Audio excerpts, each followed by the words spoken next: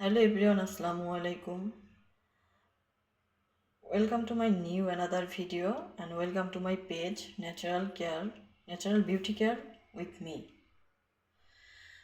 আমি আপনাদের কাছে আজকে দুটো গুরুত্বপূর্ণ বিষয় নিয়ে এসেছি বা দুটো গুরুত্বপূর্ণ টপিক শেয়ার করার জন্য এসেছি। সেটা হচ্ছে আমরা তো যেহেতু এখন রমজান মাস প্রত্যেকেই রোজা রাখি। রোজা রাখার পরে আমাদের শরীর প্রচণ্ড পরিমাণে ক্লান্ত থাকে। ভিডিওতে আপনারা যেভাবে দেখছেন যে আমি এখানে দুটো প্রোডাক্ট নিয়ে এসেছি বা দুটো খাবারের আইটেম নিয়ে আমি এখানে এসেছি। তার মধ্যে একটা হচ্ছে ছোলা এবং আরেকটা হচ্ছে খেজুর। আমি আপনাদেরকে এই দুটো এই জন্য দেখাচ্ছি যে আমাদের হয় কি প্রতিদিনের যে নিত্যদিনের যে একটা রুটিন, সেখানে আমরা অনেক ধরনের সমস্যার সম্মুখীন হই। দেখা যায় রোজা রাখার পরে আমাদের শরীরে রক্তের একটা ঘাটতি পড়ে, পাশাপাশি আমাদের শরীরটাকে দুর্বল হয়ে যায় এবং শরীরটাকে নিস্তেজ করে দেয়।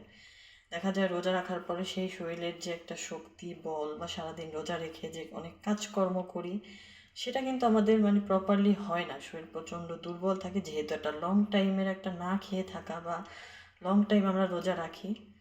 সেই জন্য আমি আপনাদেরকে দুটো জিনিস খুব করে সাজেস্ট করব। সেটা হচ্ছে আপনারা প্রতিদিন ইফতারে কাঁচা ছোলাটা খাবেন। দেখা যায় কাঁচা ছোলা আপনার শরীরের রক্তের ঘাটতিটা কমায়, পাশাপাশি আপনার শরীরে এনার্জি বুস্ট করে, শরীরে শক্তি দেয়। ছোলা তো আপনার যদিও উপকারী, তো আমরা সেটাকে রান্না করে ভেজে খাই, তেলে খাই।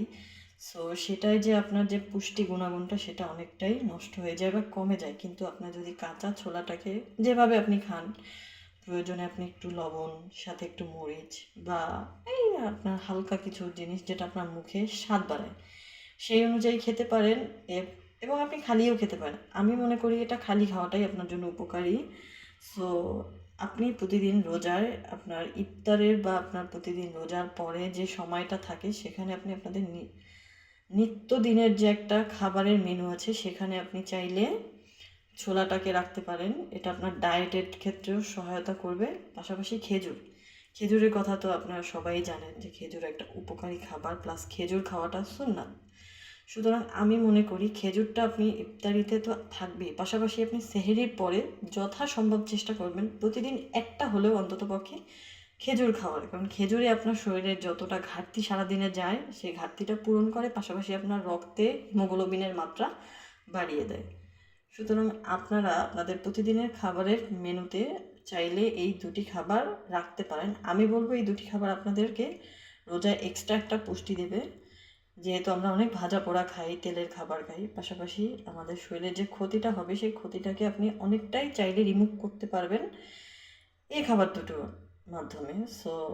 আমি আপনাদেরকে সাজেস্ট করেছি, আমি ব্যক্তিগতভাবে এটা খাই, এটা আমার জন্য উপকারী এবং আমি এটা হেলদি মনে করি। আপনারা চাইলে এটাকে আপনাদের প্রতিদিনের খাদ্য তালিকায় নতুনভাবে অ্যাড করতে পারেন। দেখা যায় আপনাদের উপকারে আসবে। আমার ভিডিওগুলো ভালো লাগলে আপনারা প্রতিদিন আমাকে নতুন করে আপডেট দিবেন, আপনাদের কী কী ভিডিও চাই, আমি সেই অনুযায়ী ভিডিও তৈরি করে আপনাদেরকে দেখাবো। আসসালামু আলাইকুম।